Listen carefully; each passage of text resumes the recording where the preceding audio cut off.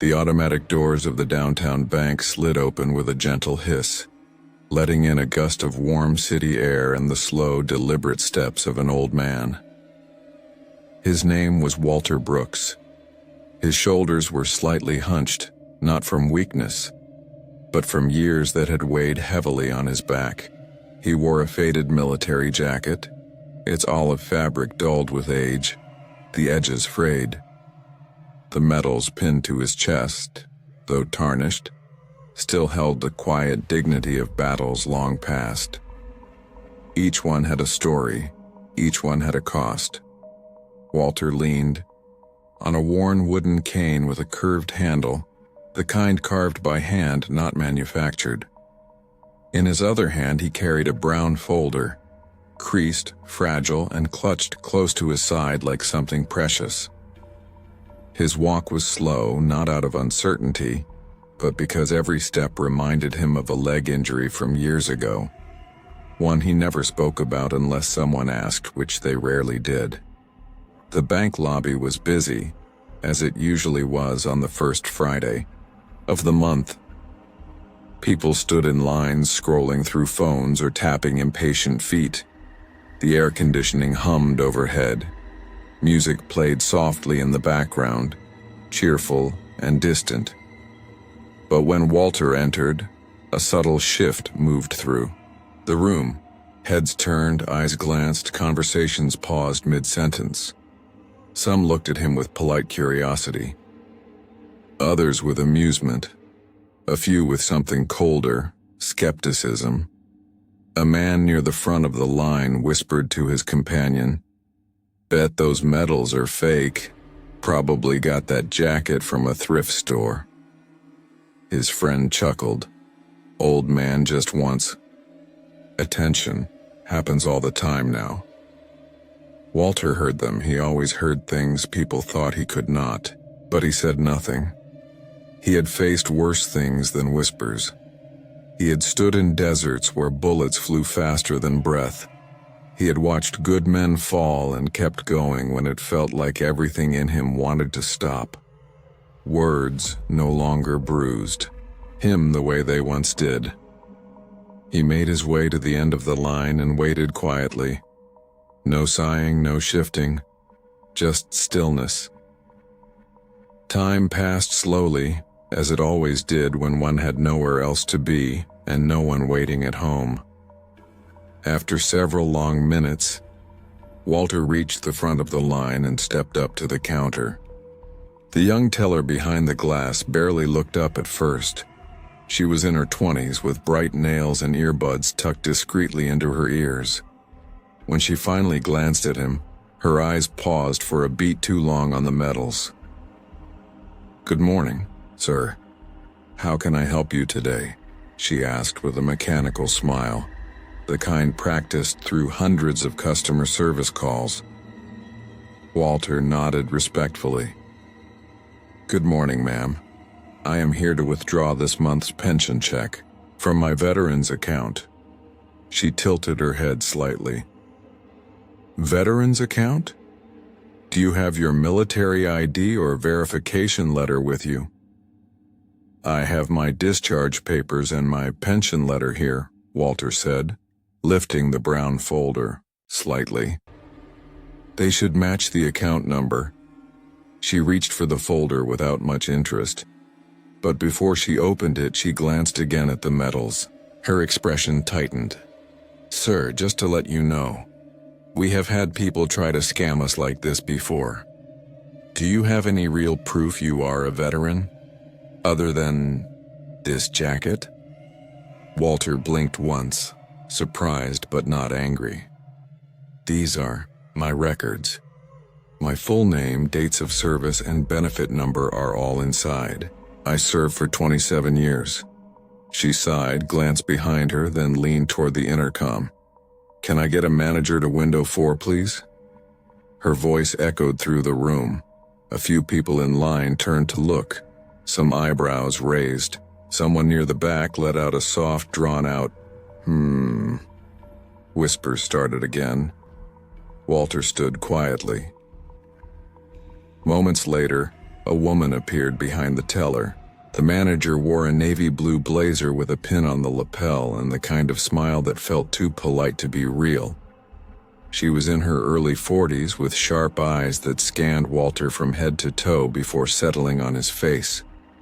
"What seems to be the issue?" she asked. The teller handed over the folder and gestured toward Walter. "He says he is a veteran, wants to withdraw a pension check, but She trailed off with a slight shrug. The manager opened the folder and flipped through it quickly, not carefully. As she read, her eyebrows arched and her lips tightened. "Sir?" she said, turning slightly to speak more loudly. "We take fraud very seriously at this bank. Anyone can buy medals online these days. And old military jackets? You can find those in thrift stores." The room went quiet. Someone near the loan officer's desk coughed. A man in a suit sitting on the waiting bench chuckled under his breath and muttered, "Unbelievable." Walter said nothing. He kept his eyes on the counter, not because he was ashamed, because he knew if he looked up and saw those faces, the disbelief, the quiet mocking, it would hurt more than he wanted it to. "I served in the 82nd Airborne," he said softly. "I was a combat medic. My unit number is listed on those papers." The manager folded the folder and placed it on the counter, sliding it back toward him with 2 fingers, as if it were dirty. "Sir, I am going to need additional confirmation. Maybe bring in someone from the VA or a signed letter from your commanding officer, if that is even possible." Walter nodded slowly. His fingers trembled just slightly as he picked up the folder. The manager continued, "We just cannot approve any transactions until we are absolutely sure you understand." He nodded again. But he did not understand. Not really. He had spent decades of his life wearing a uniform that demanded discipline, integrity, and sacrifice. He had been thanked by presidents, hugged by children in faraway countries, and remembered by brothers whose names were now carved into marble. And yet here, at home in the country he bled for, he was being treated like a liar, like a beggar, like a fraud. A younger man in line spoke up. "Just show them a photo or something, old man. Prove it. If you are real, should be easy, right?" Walter looked toward the glass but saw only the reflection of the overhead lights. He saw the medals on his chest, dull and scratched. And for the first time in a long time he wished he had taken them off before coming in. He took one slow step back from the counter, then another. No one helped him. No one spoke. The teller had already turned to the next customer. Walter moved to a small, wooden bench along the wall and sat down, still clutching his folder. His cane rested between his knees. His head dropped slightly forward, as if the weight of everything he carried had finally gotten too heavy. The lobby returned to its usual rhythm, voices, footsteps, phones ringing. But a strange silence still hung in the air around him. Some people glanced over now and then. Others looked away, uncomfortable. Walter said nothing. He stared at the folder on his lap, the one filled with proof that apparently meant nothing to anyone anymore. After a while, he whispered something to himself. "They never questioned me when I was dodging bullets. Only now." A woman nearby glanced over. She looked like she wanted to say something, but she did not. She just shifted in her seat and turned her eyes back to her phone. Time passed. The bank moved on, but Walter remained on that bench, silent, still and slowly disappearing into the background of a place that refused to remember him. That was when the door opened again, and everything changed. The air inside the bank had shifted. The casual murmur of business had grown tense, weighted by discomfort. Walter Brooks sat quietly on the wooden bench near the entrance, his worn folder still pressed to his lap, his cane upright between his knees. He did not ask for help. He did not plead. He simply existed there, silently enduring something far heavier than embarrassment, something deeper than simple disrespect. He thought, just maybe, it would pass, that someone would see, that someone might speak up. But the moments dragged on. The bank manager, still unsettled by his presence, stood a few feet away with crossed arms. Her eyes flicked toward Walter as if he were a threat, not a customer. After a few tense minutes, she muttered something into a small radio clipped to her blazer. Within seconds, a uniformed security guard appeared from the rear hallway. He was a thick-set man in his 40s with a shaved head and a walk that suggested authority, even when it was not needed. He glanced at the manager, who pointed toward Walter without a word. The guard walked up, stopping just in front of the bench. "You? All right, sir?" he asked, but his tone was not concerned. It was cautious. Walter looked up slowly. "Yes, I was just waiting to see if someone could review my documents again. I served for 27 years.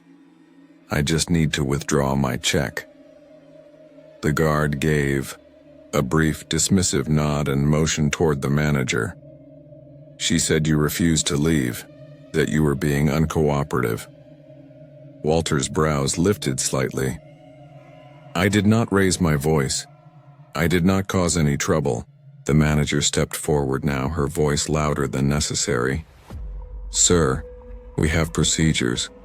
You cannot just walk in with old papers and expect to receive a government check without proper verification.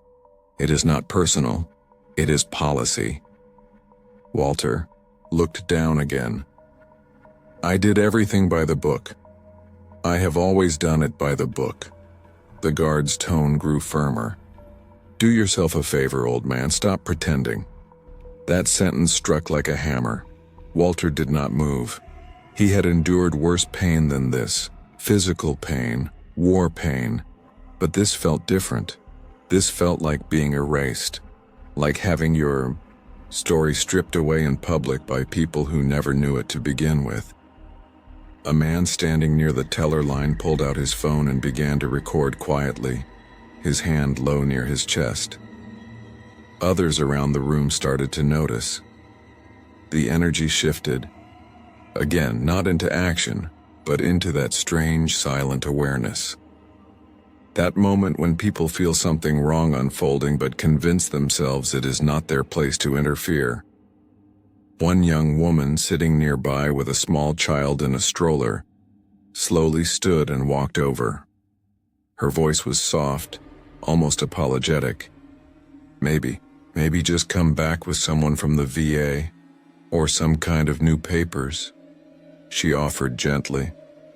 "Just so they do not question you like this." Walter looked at her, and for a brief second, his eyes held hers. They were not angry. They were not begging. They were simply tired. He nodded once just to acknowledge her kindness, then looked down at the folder in his lap. His fingers ran along the edges of the paper inside as though searching for strength buried between the creases. He whispered so quietly, it was almost lost in the ambient noise of the bank. "They never questioned me when I was dodging bullets. Only now." No one responded. The guard stepped back and crossed his arms. "Sir, we are going to need you to either leave the building or wait quietly until someone from the VA can confirm your claims." Walter gave a slow nod and leaned forward to lift himself from the bench. His cane scraped softly against the floor. His knees creaked with the strain. The folder shook slightly in his hand. Not from fear, but from age and the weight of being disbelieved too many times in one lifetime. He took 2 slow steps toward the exit, then stopped. He turned slightly toward the bank floor, not to argue, not to prove anything, but perhaps hoping someone would look him in the eye, acknowledge the wrong, say something. But they did not. Some eyes darted away. A few stared down at their shoes. The manager had already turned her back. The teller was speaking to the next customer, smiling now as if the tension had vanished with the man it had been directed at. The quiet shame in the room was not loud. It was not violent. It was not ugly in a way that could be caught easily on camera or exposed with rage. It was worse. It was polite, subtle, comfortable, and that made it even more painful. Walter made his way slowly back to the bench and sat down again, this time farther from the center of the room. His breathing was steady, but his shoulders rose and fell a little more with each breath. The silence around him grew heavier. The man with the phone recording still had it pointed discreetly toward him. Somewhere in his mind, he knew this was wrong, but he did not speak up either. Walter looked down at his medals, dull under the artificial light. He had once polished them before attending memorials. Now they were scuffed, ignored, questioned. His hand rested gently on the silver star, at the top. He had earned it in 1985 during a rescue mission in Grenada. He had pulled 3 wounded soldiers to safety under enemy fire. He had never spoken about it, not even to his wife before she passed. Now, here he was, 68 years old, labeled a liar. He remembered something his drill sergeant used to say. The hardest wounds are not the ones that bleed. They are the ones that stay invisible. At the time, Walter thought it was about emotional pain. Now he knew it was about being forgotten. A young boy near the door stared at him curiously. The boy tugged his mother's sleeve and pointed. "Mama, is that man a soldier?" The mother hushed him quickly. "Do not stare, baby." Walter gave the boy a small nod. Not a smile, just a nod. A moment of recognition between someone who once protected a nation and someone still too young to understand what that meant. He rested back on the bench, folder in his lap, eyes staring at nothing. Outside, a few clouds drifted across the late morning sky. Inside, the room continued to buzz with meaningless transactions and busy footsteps. No one knew that the man sitting on the bench had once patched up a wounded captain in the middle of a firefight, using only a torn sleeve and a shoelace. No one knew that he had carried a soldier on his back for half a mile through enemy fire. No one knew how many letters he had written for men who never made it home. They saw none of that. They saw a jacket. They saw old paper. They saw medals they did not recognize, and they chose disbelief. Then, just when the air felt still enough to crush a man's spirit completely, the front door opened. There was a sudden shift in the room, a sound of boots on tile. Not the soft shuffle of an old man, but a firm, confident stride that echoed with purpose.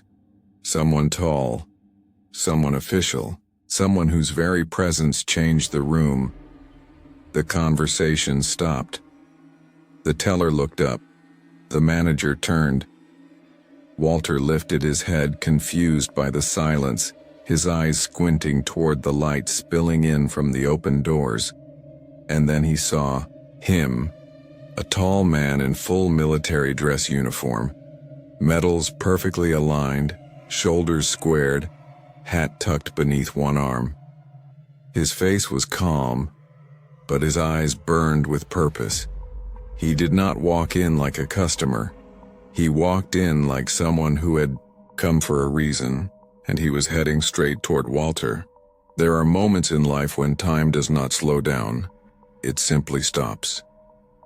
That was exactly what happened the instant General Raymond Carter stepped into the lobby of the bank. His polished black shoes tapped confidently against the tiled floor. Each step was deliberate, purposeful, calm, but with an unshakable presence that turned every head in the room. The military dress uniform he wore shimmered under the bank's overhead lights. Rows of medals lined his chest like pages from a living history book, each telling a story few could ever imagine. But it was not the medals that made people freeze. It was his face. Even those who had never served recognized him. The television interviews, the Senate hearings, the ceremony where the president himself placed the Distinguished Service Medal around his neck. This was not just any military man. This was General Raymond Carter, commander of the 12th Infantry, veteran of 5 combat zones and national hero. As he entered, conversations died mid-sentence. A man who had been laughing near the teller line slowly lowered his phone. A woman, clutching her purse, took a step back. The security guard blinked twice, unsure whether to salute or move aside. Even the manager, who just minutes ago stood proud and dismissive, seemed to shrink where she stood. She opened her mouth but could not find the words. General Carter said nothing to any of them. He walked straight past the line, his eyes scanning the room, not for authority, not for spectacle, but for someone who mattered far more to him than all of them combined. He found him. Walter Brooks still sat on the wooden bench, not knowing what to make of it all. His posture had sunk lower since earlier, as if the weight of being doubted had finally pressed him down into the wood. He clutched the folder on his lap like it was all he had left. His gaze had been pointed toward the floor. But when the silence settled thick and heavy across the room, Walter slowly lifted his head. Their eyes met. And then, in one crisp motion, the general stopped, stood at attention, and snapped into a salute so sharp it echoed in the minds of every person watching. The sound of that gesture, though it made no noise, was deafening. The bank had become a courtroom without walls, a memorial without a stone, a battlefield without gunfire, and every single soul inside it had become a witness. The general's voice, when he spoke, was firm, clear, loud enough that no one could pretend not to hear. Sergeant Major Walter Brooks, you saved my unit in Fallujah. I owe you my life. A silence so deep fell upon the bank that even the soft hum of the printers and the quiet click of keyboards disappeared. It was as if the entire building had taken a breath and refused to let it go. Walter blinked. He was not used to being recognized. Not after all these years. Not after blending into the shadows of civilian life where medals did not matter and scars went unseen. He started to rise, struggling slightly against the stiffness in his legs. But the general held up a hand, gentle but commanding. "Do not get up, Sergeant Major. Please," he said, lowering his salute. Then, without hesitation, he knelt. This man who had stood beside presidents and led thousands into battle, now bent one knee before Walter Brooks. He took the old man's hand in both of his, firm, reverent, sincere. "I heard what happened," the general said softly, but still loud enough for those nearby to hear. "They questioned you, doubted you. I will not let that stand." The room was frozen. The manager, who had so confidently accused Walter earlier, stumbled forward, trying to reclaim control of the moment. Wait, General, you know this man? General Carter turned his head slowly toward her. His eyes narrowed, not with rage, but with the sharpness of disappointment. The kind of look that said more than shouting ever could. I do not know him, he said slowly. I owe him. He turned back to Walter. This man pulled 4 of my soldiers out of a burning Humvee. When the insurgents opened fire, he dragged me to cover, even after taking shrapnel to his back. He held off an ambush with nothing but a jammed rifle and sheer will. And when we called for extraction, he refused to leave until the last man was safe. The words hit the room like a series of slow, powerful waves. You could see it on every face, the dawning realization of who they had dismissed. Walter looked down, uncomfortable with the attention. That was a long time ago, he muttered. Not for me, Sergeant, the general replied. Not for any of us who are still breathing because of you. The security guard took a small step back. His chest deflated, his eyes lowered. He had been part of something shameful, and now it clung to him like a stain. The man who had been filming earlier now held his phone high, his eyes wide with awe. The teller behind the counter placed both hands flat on her desk, visibly trembling. No, one moved. Walter shifted slightly, clearly overwhelmed. I just wanted to withdraw a check, he whispered, the understatement of a lifetime. The general nodded. Then we are going to do just that. He stood up slowly and turned to the manager. You are going to apologize to this man? He said plainly. The manager opened her mouth, closed it again, then turned toward Walter. I am very sorry, Mr. Brooks. I had no idea. That was the problem, the general said, his voice low and calm. You never asked. You assumed. Walter raised a hand slightly. Please, no need for all that. I have seen worse than rude words. But the general did not let it go so easily. He turned toward the others in the room. This man, he began, spent most of his life in service to this country. He buried friends. He stood between chaos and peace. And today he walked in here with nothing but his dignity. He never raised his voice, never demanded attention. And all of you treated him like he was nothing. Several heads dropped.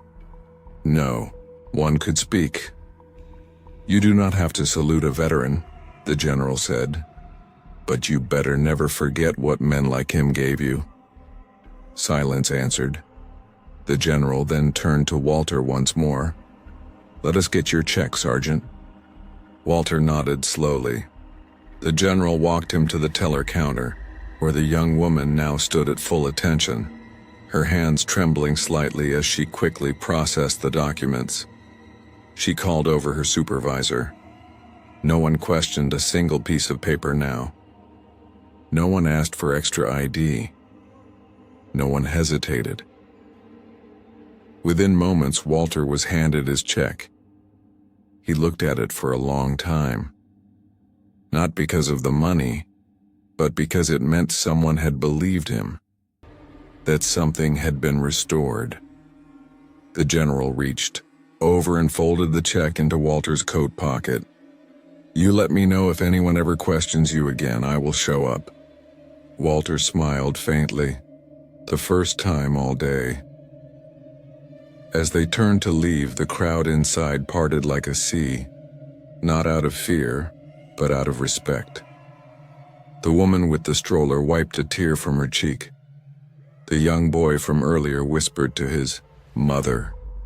He was a soldier. The mother, this time, did not hush him. As the doors opened and the sunlight spilled into the lobby, Walter paused for a moment at the threshold. He looked back, just once. Not in bitterness, not in pride, just to remind himself that even in a world quick to forget, truth still mattered. The general placed a hand on his shoulder. "Come on, Sergeant. We have earned some coffee." And together they walked out. Two men bound not just by war, but by the quiet, heavy cost of honor. The silence that lingered after General Carter's words was heavier than any sound. It was not just the quiet of a room interrupted. It was the silence of realization, of shame folding itself into the corners of every heart present. The bank, that had once buzzed with dismissive chatter, now stood frozen, the weight of truth having settled over everyone like fog that refused to lift. Walter Brooks did not move. He did not smirk or gloat or seek revenge in the eyes of those who had humiliated him. He simply stood there with the quiet dignity he had carried through war zones and back, still holding the edges of his worn coat, as if that alone grounded him in a world that had so quickly tried to forget him. The teller, the same young woman who had scoffed at his ID, who had sneered at the shaky hands of a man she deemed too old and too irrelevant to be real, took an involuntary step back. Her eyes were wide now, no longer sharp with arrogance but soft with remorse. Her mouth moved slightly, as though trying to form an apology, but no words came out. She had just seen one of the most decorated generals in modern military history kneel before the man she had dismissed. The branch manager, who had earlier stood tall with corporate certainty, now looked like a child caught stealing. Her once proud posture had vanished. Her arms, which had been confidently crossed earlier, now dangled awkwardly by her sides. Her eyes had gone pale, not from fear of punishment, but from a growing, gnawing shame she could not shake. She had not just misjudged a man, she had humiliated a hero. And then General Carter turned. He scanned the room once more. Not to intimidate, not to scold, but to remind. "This man," he began again, his voice calm but carrying the kind of weight that made people straighten their spines without knowing why, "is a living legend. He has more courage in his pinky finger than most of us will ever have in our entire lives." He placed a steady hand on Walter's shoulder. "If you ever question his service again, you will be questioning mine too." The silence held for a beat longer, and then from the far corner of the room a slow, hesitant clap broke the stillness. It came from an older woman with gray curls tucked beneath a church hat. Her eyes were moist, and her hands trembled slightly, but she clapped with intention. And then another joined in. A young father holding his toddler began to applaud, and then another, and another, until the entire room erupted into applause, not thunderous, not performative, but genuine, raw, human, healing. Walter stood still, unsure how to receive it. He had not sought any of this. In his mind, he had just come to do what every citizen has the right to do, access what belonged to him. Yet now, in the place where he had been mocked and belittled, strangers were rising to their feet in recognition. One by one, people began to approach him. A young woman in business attire walked up, her voice shaking. "Sir, I am so sorry for how we treated you." A man in a maintenance uniform stepped forward. "My brother served in Iraq. He did not make it back. Thank you for making sure others did." Even the security guard, the one who had stood with suspicion written across his face hours earlier, returned. This time, he carried a bottle of water and pulled out a chair. "Please, Mr. Brooks, have a seat. On the house." Walter nodded gently but remained standing. His pride had never demanded applause, but something else in him, something older than pain, seemed to quietly accept the moment for what it was, a long-delayed recognition of truth. Meanwhile, the teenager who had been filming from the back corner of the bank leaned closer to his friend and whispered, "They will all know now." The video was already online. The moment the general had saluted, the knelt apology, the confession of debt, it was spreading like fire, first on messaging apps, then across social media. In just minutes, it had been reposted by veterans groups, news pages, and even national outlets. The title read, "They called him a fake." Then a general knelt before him. Walter, unaware of the storm he had just stirred across the internet, turned to General Carter. His eyes shimmered, not with pride, but something deeper, something older. "Thank you, son," he said, his voice low and hoarse. There was no need for more. That simple sentence carried the weight of years, of buried stories, of the loneliness so many forgotten veterans carry in silence. The general smiled. "No. Thank you, Sergeant Major." And with that, the two men turned toward the exit. The crowd that had once blocked Walter's path now parted without hesitation. This time he walked with his head high, not out of arrogance, but because someone had finally seen him. As they stepped outside, the day had changed.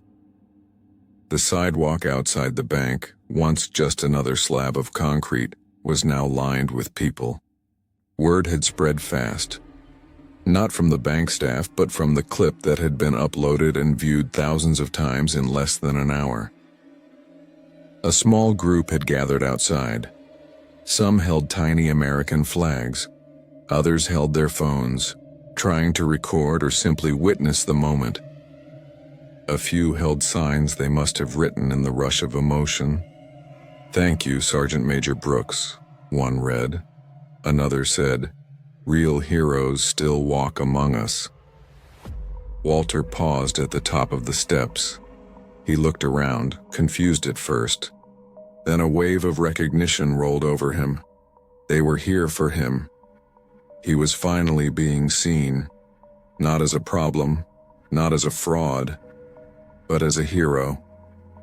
A small girl in a pink dress stepped forward. She could not have been more than 7. She held a crayon-drawn picture of a man in uniform. Her mother gently nudged her toward Walter. The little girl looked up and said, "This is for you. You are like my grandpa." Walter knelt slightly and took the drawing with careful hands. "Thank you, sweetheart," he whispered, his voice catching. The general stood beside him, arms crossed, watching the crowd with a quiet pride.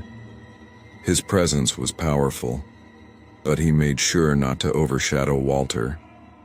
This was not his moment. It never had been. Cameras now flashed. Reporters began to gather. But Walter, even now, did not let it all consume him. He held the picture in one hand and clutched the lapel of his coat with the other, as if to remind himself this was still real. As more people stepped forward, some shaking his hand, others just placing a hand on his shoulder, it became clear that something had shifted. Not just for Walter, but for everyone.